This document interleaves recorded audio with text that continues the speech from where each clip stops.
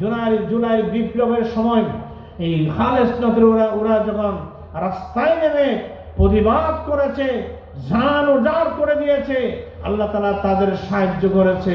ওরা নিজেরা বিজয় করতে পারে নাই, আল্লাহর সাহায্য এসেছে বলে তারা বিজয় হয়েছে। ঠিক কিনা বলে? এই জন্য এরা একটা স্লোগান আমি শুনেছি, আমরা ইনসাফ চাই, ইনসাফ প্রতিষ্ঠা করতে চাই। অধিকার হরণ করেছে, ইনসাফ তারা পায় নাই। ইনসাফ প্রতিষ্ঠা করার জন্য আল্লাহর কোরআনের পথ ধরে তারা সামনে অগ্রসর হয়েছে। সাহায্য এসেছে কার কাছ থেকে? আল্লাহ। বলে কার কাছ থেকে?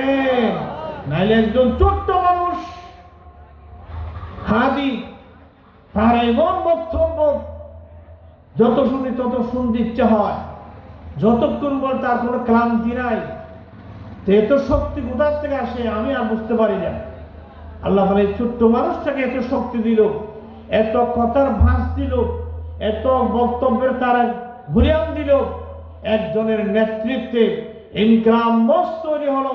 সেই ইনকাম মঞ্চে তারই বক্তব্য শুনে সমস্ত ছাত্রছাত্রীরা এক জায়গায় আসলো, ঐক্যবদ্ধ হলো, খালেস অন্তরে ইনসাফ প্রতিষ্ঠার স্লোগানের মধ্যে একত্রিত হয়ে সেই ইনসাফ বিরোধী যারা ছিল তাদেরকে এই দেশ থেকে তাড়াতে বাধ্য হলো। ঠিক কিনা বলে? সুতরাং বলতে চেয়েছিলাম, বল্লভুল মাওলা ফলাহুল কুল। যখন আমি আমার জন্য উজাড় হয়ে যাব, আমার জীবনটা আল্লাহর জন্য ফেদা করে দেব, কুরবান করে দেব, আল্লাহ তাআলা আল্লাহর সাহায্য আল্লাহর পক্ষ থেকে নামিয়ে দেন। ঠিক কিনা বলে? আগুন কি গরম না ঠান্ডা? কথা বলেন। ও পিছনে ভাইয়া বলেন, আগুন কি গরম না ঠান্ডা? আগুনে ফেলাচ্ছিলেন ইব্রাহিম ইসলামকে। ইব্রাহিম ইসলাম যখন আগুনে পড়ে যাচ্ছিল, জিবরাইল এসে বলছে, ভাই ইব্রাহিম, আপনি তো খলিলুল্লাহ, আপনি আগুনে গিয়ে পড়বেন, পুড়বেন, সেটা তো আমরা বরদাস্ত করতে পারি না। বলেন, আমার এটা পাখা আছে, একটি পাখার তাপ পরে সব আগুনগুলো আমি আটলান্টিক মহাসাগরে ফেলে দেব, আগুন আপনাকে আর পোড়াতে পারবে না। ইব্রাহিম বললেন, ভাই জিবরাইল, যিনি আমাকে দুনিয়াতে পাঠিয়েছেন, তিনি যদি আমাকে আগুনে তার জন্য আমাকে আগুনে পুড়িয়ে যদি আমি পুড়ে যাই, এরপরে তিনি যদি সন্তুষ্ট হয়ে যায়, আমি ইব্রাহিমের কোনো আসে আর যায় না। আমি আমার জীবনটাকে আমি আল্লাহর জন্য কুরবান করে দিতে চাই। ইব্রাহিম ইসলাম যখন আগুনে পড়ে যাচ্ছিল, এমনি সময়ের মধ্যে আল্লাহ তাআলা ডাক দিয়ে আগুনকে বলল, আগুন, খবরদার আগুন, আমার ইব্রাহিম তোমার ভিতরে পড়ে যাচ্ছে। ও আগুন, তোমার ভিতরে যেন আমার ইব্রাহিম কোন ধরনের কষ্ট যেন না পায়। নারো কুনি বারদাও ওয়া সালামান আলা ইব্রাহিম।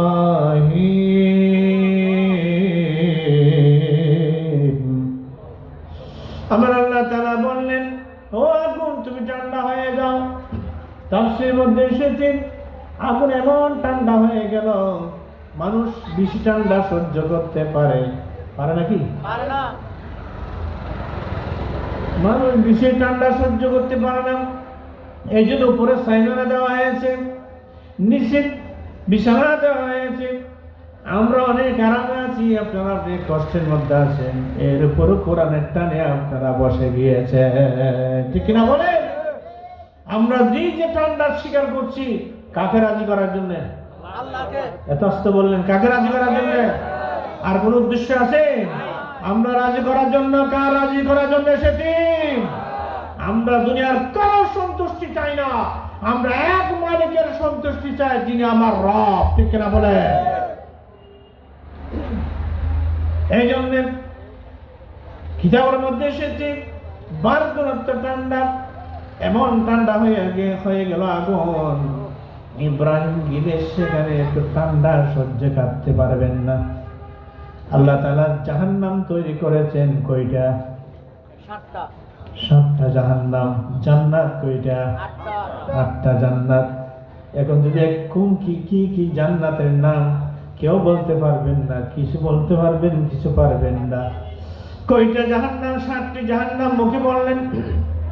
এই 7টা জাহান্নামের কি কি নাম সেটাও আপনারা সহজে বলতে পারবেন না, আমার দৃঢ় বিশ্বাস। এই জন্য জাহান্নামের মধ্যে এমন কতগুলো জাহান্নাম আছে, শুধু সেখানে ধুলিবালি আর ছাড়া কিছু নাই, গরম ধুলিবালি সেখানে উঠতে উঠতে থাকবে। আবার এমন জাহান্নাম আছে, জাহান্নাম সাকার, এমন গরম সেখানে, এমন ভাবে আল্লাহ তাআলা বানিয়েছেন, গরম আর গরম সেখানে আছে। এবার আরেকটা জাহান্নাম আছে, শুধু বরফের রাজ্য, বরফ আর বরফ, এমন বরফ, পৃথিবীতে এমন ঠান্ডা বরফ আল্লাহ তাআলা দেন নাই। জাহান্নামের মধ্যে এমন বরফের জাহান্নাম আছে।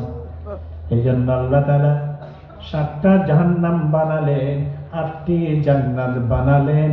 একটা জান্নাতের চাইতে আরেকটা সুন্দর জান্নাত। আল্লাহু আকবার। আদন খুলদ নাইমা দারুস সালাম, দারুল করার ফিরদৌস দারুল মাকাম। আদন খুলদ নাইমা দারুস সালাম, দারুল করার ফিরদৌস দারুল মাকাম। কয়টা হলো? 8টা জান্নাত হলো। 7টি জাহান্নাম কি? সাকার সাইরিল আযাব তামা জাহান্নাম আজিম, আরো 2টি বাকি আছে হাবিয়া জাহিম, আরো 2টি বাকি আছে হাবিয়া জাহিম। জাহান্নামের মধ্যে 7টা জাহান্নাম, একটা জাহান্নামের চেয়ে আরেকটা ধরনের শাস্তি।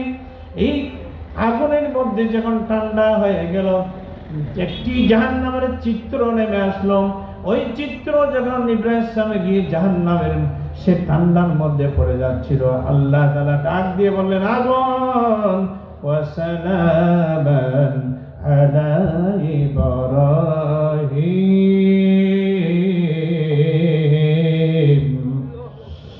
ওই ইব্রাহিম, আমার খলিলুল্লাহ তোমার কাছে যাচ্ছে, আগুন আমার ইব্রাহিমের জন্য কষ্ট না হয়, তুমি ওইভাবে হয়ে যাও, সালামত ওইভাবে হয়ে যাও, আরামদায়ক হয়ে যাও। আল্লাহ তাআলা আগুনের ভিতরে এয়ার কন্ডিশন বানিয়ে দিলেন। তিনি কে? আর জোরে বলেন, তিনি কে? আমার আল্লাহর শক্তি আছে। আমার আল্লাহ এমন পারেন, যখনই যেটা চাই সেটাই করে, সেটাই জন্য আমার রব। ঠিক কিনা বলেন? আগুনকে ঠান্ডা থেকে আবার তিনি এয়ার কুলার বানিয়ে দিলেন। আজকে আমরা এয়ার কন্ডিশনের মাঝে আমরা বসে বসে এখানে গরমের মধ্যে আরাম পাই। এখান থেকে বিজ্ঞানীরা সেখান থেকে এয়ার কুলার তৈরি করেছে। সুবহানাল্লাহ বলবেন। কোরআন কারীমের মধ্যে শাস্তির সময় আসে, এখানে আমাদের কাজে লাগে। কোরআন কারীমের আরামদায়ক আয়াতগুলো আমাদের কাজে লাগে। আল্লাহর কোরআনের মেরাজের আয়াত রাসূলকে দিয়ে মেরাজ করালেন। কোরআন শরীফ আমাদের সম্মানিত, তিনি আল্লাহ তাআলা রাসূলকে সম্মানিত করেছেন। এই আয়াত দিয়ে আজকে আমরা কি বলেছে, সিঁড়ি দিয়ে বানাই, যেগুলো কি বলেন না, লিফট, ইংরেজি নামও আসে না, এই লিফট তৈরি করলেন সেই মেরাজের আয়াত থেকে। আল্লাহর বান্দারা, আল্লাহ তাআলা বিবেক দিয়েছেন, ঠিক কিনা বলে? এই জন্য ভাইরা, আল্লাহর কোরআনকে আল্লাহ রাব্বুল আলামিন আমাদের জন্য সব কিছু, আমাদের কল্যাণের জন্য, লাভের জন্য, আমাদের শান্তির জন্য, আরামের জন্য বানিয়ে দিলেন। তিনি কে? আল্লাহ। আল্লাহ আল্লাহ লা ইলাহা ইল্লাহু, আল্লাহ আল্লাহ আল্লাহ লা ইলাহা ইল্লাহু, লা ইলাহা ইল্লাল্লাহ মুহাম্মাদুর রাসূলুল্লাহ। জোরে বলেন, সাল্লাল্লাহু আলাইহি ওয়াসাল্লাম। আমাদের আকাঙ্ক্ষিত মেহমান প্রধান বক্তা এসে গেছেন। আমি আর দেরি করব না, আমি ইতি টানতে চাই। তাইলে কোরআন আমাদের জন্য কি আরামের নাকি কষ্টের জন্য পাঠালেন? বলেন। কোরআন কি শান্তির জন্য পাঠালেন নাকি কষ্ট দেওয়ার জন্য পাঠালেন? আর এই কোরআন আমাদের জীবনের শান্তির জন্য পাঠালেন তিনি কে? আর যারা বলেন তিনি কে? এই কোরআনকে দিয়ে আমরা যদি শান্তি পেতে না চাই তাহলে কোরআনকে মানলাম নাকি বাদ দিয়ে দিলাম? বলেন, কথা বলেন। কোরআনের শিক্ষা, কোরআনের আইন, কোরআনের বিধান আমরা যদি পালন করতে না চাই তাহলে কোরআনকে বাদ দিয়ে দিলাম নাকি কোরআনকে মানলাম? আমরা বাদ দিয়ে দিলাম। কোরআনকে যদি আমরা বাদ দিই তাহলে কি আমরা মুসলমান থাকি? কথা বলেন, আর কথা বলেন। সাহাবায়ে কেরামরা আজমাইনেরা বুঝতে পেরেছিলেন, এই জন্য ঘুমিয়ার চেতনে সজাগে আর সর্বাবস্থায় আল্লাহর রসুলের সাহাবারা কোরআনকে সর্বদিকে সর্ব অবস্থায় তারা মানত, আমল করত।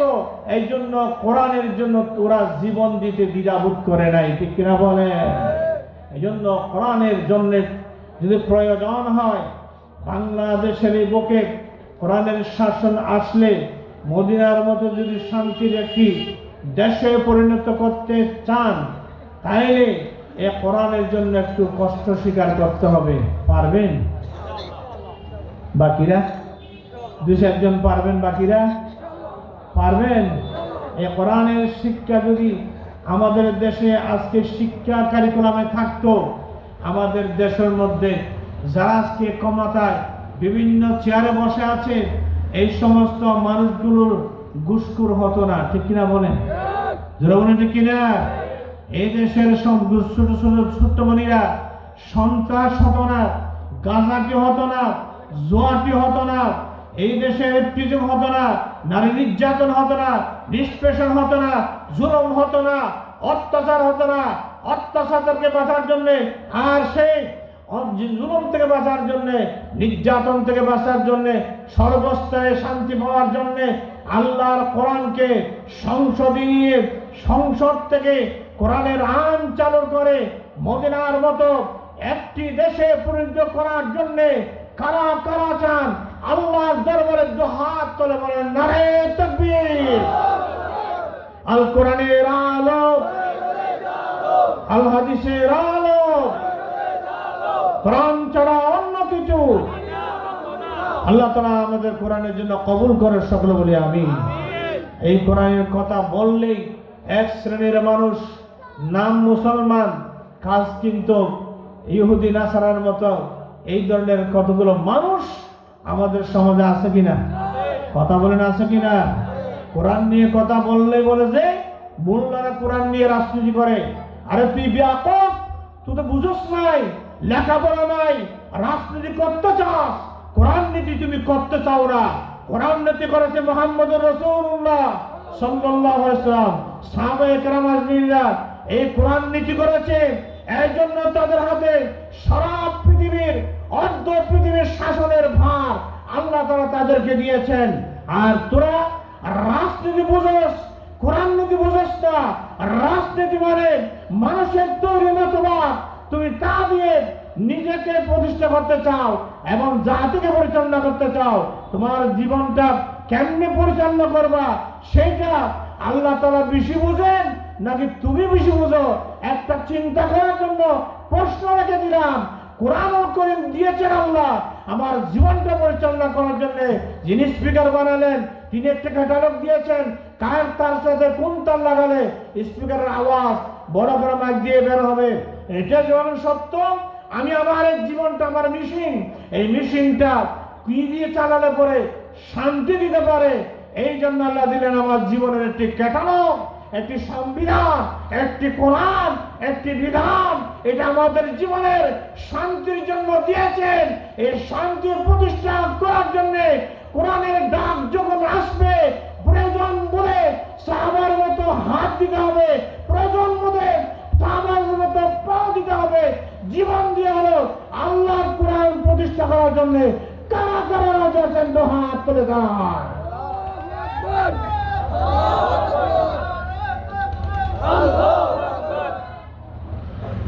আল্লাহ তাআলা আমাদের কোরআনকে বোঝার তৌফিক করে দিক। যে সমস্ত ভাই বোনেরা আপনারা যারা শুনছেন, এক কোরআনকে সামনে রেখে বলছি, আমাদের দায়িত্ব শেষ করছি আমা আলাইনা ইল্লাল বালাগ। আমাদের দায়িত্ব হলো এই কথাগুলো পৌঁছিয়ে দেওয়া, না হলে আমরা বেঁচে যাব। এই জন্য আপনাদেরকে গলাফাটা আওয়াজ দিয়ে কথা বলছি, কোরআনের পথ ধরে আসুন। আর নাম সর্বস্ব মুসলমান হওয়ার দরকার আছে? বলুন আছে? নাম দিয়ে কোনো কাজ হবে? নাম দিয়ে কোনো কাজ হবে না। আমল দিয়ে কাজ করতে হবে, আপনার বাস্তব কাজ দিয়ে কাজ করতে হবে। এই বাস্তব কাজে দেওয়ার জন্য আজকে কোরআন ভিত্তিক আপনাদেরকে কোরআন আপনাদের ধারে এসেছে আহ্বান করার জন্য। আপনারা কোরআন মানেন, মুসলমান দাবি করেন, আবার কোরআনের আইন যখন চালু করার জন্য ডাক আসে, তখন কোরআনকে বাদ দিয়ে ওই পয়সা করে দিয়ে বিক্রি হয়ে কোরআনের বিপক্ষে আপনারা আপনাদের নিজের ভোটটা দিয়ে দেন। আছে কিনা? কথা বলেন, আছে কিনা? একটু সরাসরি কথা বলতেছে, আছে কিনা?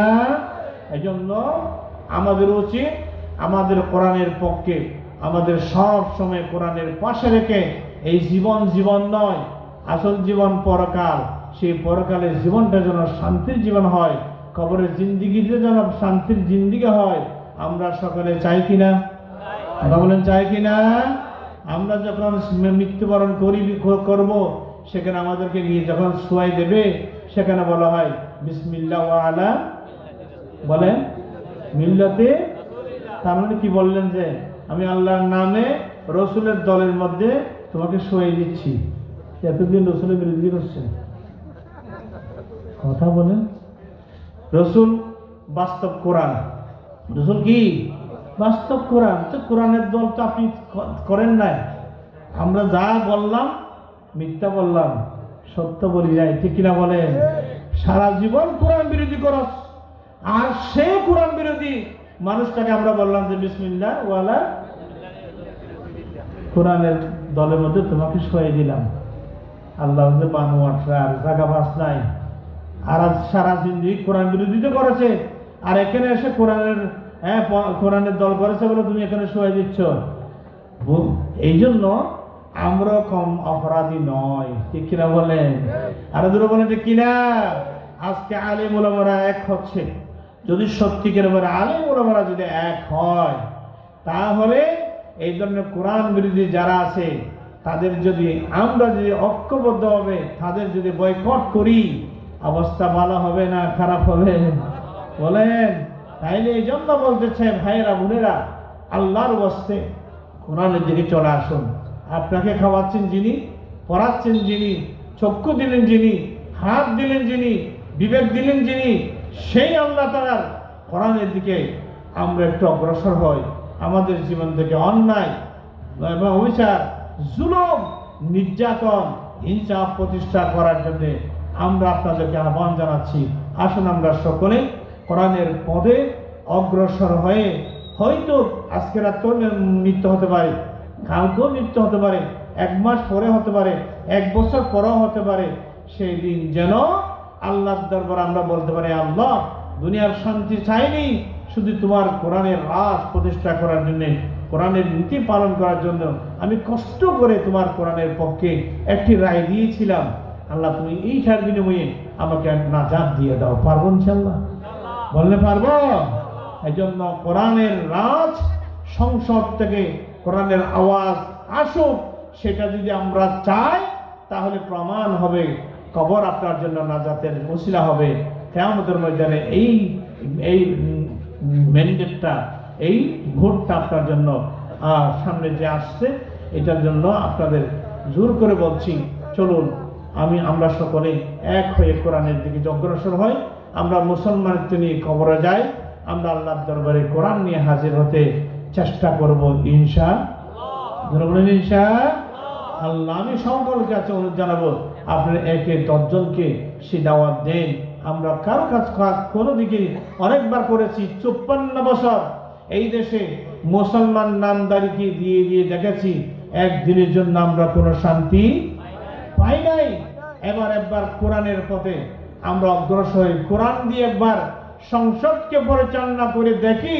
কোরআন দিয়ে যদি শান্তি না পাওয়া যায়, তাহলে আল্লাহর কাছে বলতে পারবো, আল্লাহ তুমি যে বিধান দিয়েছিলে সেটাও করেছিলাম, এরপর আমরা শান্তি পাই নাই, আমাদের উপরে তুমি মাফ করে দাও, এটা আমরা বলতে পারবো, ঠিক কিনা বলেন? এই জন্য আমরা আল্লাহর কাছে শান্তি চাই নাকি অশান্তি চাই? বলেন না, শান্তি চাই না অশান্তি চাই? এই জন্য কোনো দিকে পথ নেই, সব দিকে বন্ধ দুয়ার, কোনো দিকে আলো নেই, চারিদিকে ঘিরেছে আধার, সব দিকে বন্ধ দুয়ার, তবু চলতে হবে, সামনে যেতে হবে, পথ নেই মুক্তি পাবার, পথ নেই মুক্তি পাবার। আয় ফিরে আয় কোরআনের পথে আয়, রাজি আছেন? আয় ফিরে আয় রসুলের দলে আয়, আয় ফিরে আয় আল্লাহর পথে আয়। পারবো ইনশাআল্লাহ? জোরে বলে পারবো? এই জন্য আপনাদের ঘরে যারা আছে তাদের সহ আপনার যেখানে কর্তৃত্ব নেতৃত্ব চলে সবার কাছে আল্লাহর কোরআনের দ্বীনের দাওয়াত দেওয়ার জন্য সকলকে অনুরোধ জানাচ্ছি, উদাত্ত আহ্বান জানিয়ে আমি আমার কথাগুলো শেষ করছি। যে আয়াতটা বলেছিলাম, এই আয়াতটা হচ্ছে ওয়াতাসিমু বিহাবলিল্লাহি জামিআ। আমরা সকলে যদি কোরআনের পথে আসি তাহলে শয়তান পালাতে বাধ্য হবে ইনশাআল্লাহ। যারা বলেন ইনশাআল্লাহ।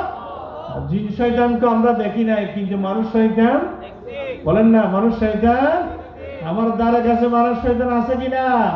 এই মানুষ শয়তান পালাতে বাধ্য হবে যদি আমরা ঐক্যবদ্ধভাবে কোরআনের পথে চলে আসি, ঠিক কিনা বলেন? পারবেন ইনশাআল্লাহ? আমি আপনাদের এই ওয়াদাটা নিয়ে আমার কথা এখানে শেষ করছি। যতটুকু মাগের আওয়াজ যাচ্ছে সকলের কাছে আমার প্রাণ খোলা আমি আবেদন জানাচ্ছি, হাত জোর করে আবেদন জানাচ্ছি, চলুন আমরা কোরআনের একবার এই রাস্তা দিয়ে আমরা অগ্রসর হই। আগামী সংসদ যেন কোরআনের সংসদ যদি করতে পারি, তাহলে পরে দেশের আপামর জনসাধারণ সমস্ত জাতি অবশ্যই মদিনার মতো শান্তি পেতে বাধ্য হবে, ঠিক কিনা বলে? আল্লাহ তাআলা আমাদের সকলকে এই কাজের জন্য কবুল করুন, সকল বলি আমিন। ওমা তাওফীক ইল্লা বিল্লাহ। আসসালামু আলাইকুম ওয়া রাহমাতুল্লাহ।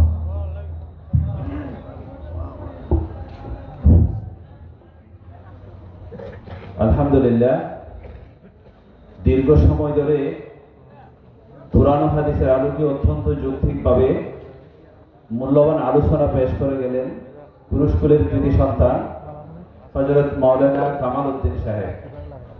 আমরা হুজুরের উত্তরোত্তর সফলতা ও সুস্থতা কামনা করছি। সম্মানিত তাহিদি জনতা, সম্মানিত এলাকাবাসী, পুরস্কুল ইসলামী সমাজ কল্যাণ পরিষদের উদ্যোগে একদিনব্যাপী তাফসিরুল কোরআন মাহফিলের আজকের প্রধান আলোচক কক্সবাজারের কৃতি সন্তান হযরত মাওলানা শফিউল হক জিহাদি সাহেব তার প্রধান অতিথির আসন অলঙ্কৃত করেছেন। একটু পরে হুজুর মূল্যবান তাকরীর পেশ করবেন। সর্বস্তরের ধর্মপ্রাণ মুসলিম তাহিদি জনতাকে মাহফিলের স্থলে সরে আসার জন্য উদাত্ত আহ্বান জানাচ্ছি। যারা হুজুরের ওয়াজ শোনার জন্য দীর্ঘক্ষণ অপেক্ষা করছেন, আমরা মাহফিল কমিটির পক্ষ থেকে আপনাদের প্রতি সবিনয় অনুরোধ জানাচ্ছি, আপনারা মাহফিলের স্থলে চলে আসেন। আজকের তাফসিরুল কোরআন মাহফিলে সমাপনী অনুষ্ঠানে সভাপতির আসন অলঙ্কৃত করেছেন অত্র এলাকার বিশিষ্ট মুরব্বী ও বিশিষ্ট সমাজসেবক আলহাজ মমতাজ আহমদ সাহেব। আলহাজ মমতাজ আহমদ সাহেব। সম্মানিত সুধী, এই পর্যায়ে একটি ইসলামী সঙ্গীত পরিবেশন করবেন কুরুস্কুল শিহরণ শিল্প গোষ্ঠীর সম্মানিত সদস্য জনাব রিশাদ উদ্দিন। জনাব রিশাদ উদ্দিন ইসলামী সঙ্গীত পরিবেশন করবেন।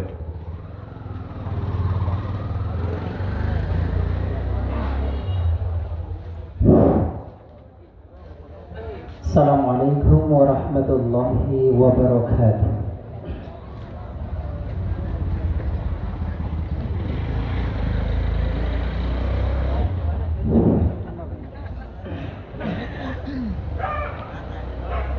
কোনো একদিন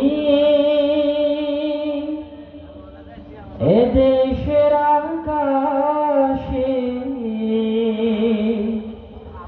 কালেমার পতাকা দুলবে, সেদিন সবাই খোদাই বিধান পে দুঃখ বেদনা ভুলবে। কোনো একদিন এদেশের আকাশে কালেমার পতাকা দুলবে, সেদিন সবাই খোদাই বিধান পে দুঃখ বেদনা ভুলবে। কোনো একদিন সেদিন আর রবে না হাহাকার, অন্যায় জুলুম অবিচার, সেদিন আর রবে না হাহাকার, অন্যায় জুলুম অবিচার, থাকিবে না অনাচার, দুর্নীতি কদাচার, থাকিবে না অনাচার, দুর্নীতি কদাচার, সকলে শান্তিতে থাকবে, সেদিন সবাই খোদাই বিধান পে দুঃখ বেদনা ভুলবে। কোনো একদিন এদেশের আকাশে কালেমার পতাকা দুলবে, সেদিন সবাই খোদাই বিধান পে দুঃখ বেদনা ভুলবে। কোনো একদিন একাকী নিরমণি নির্জনে পথে যাবে,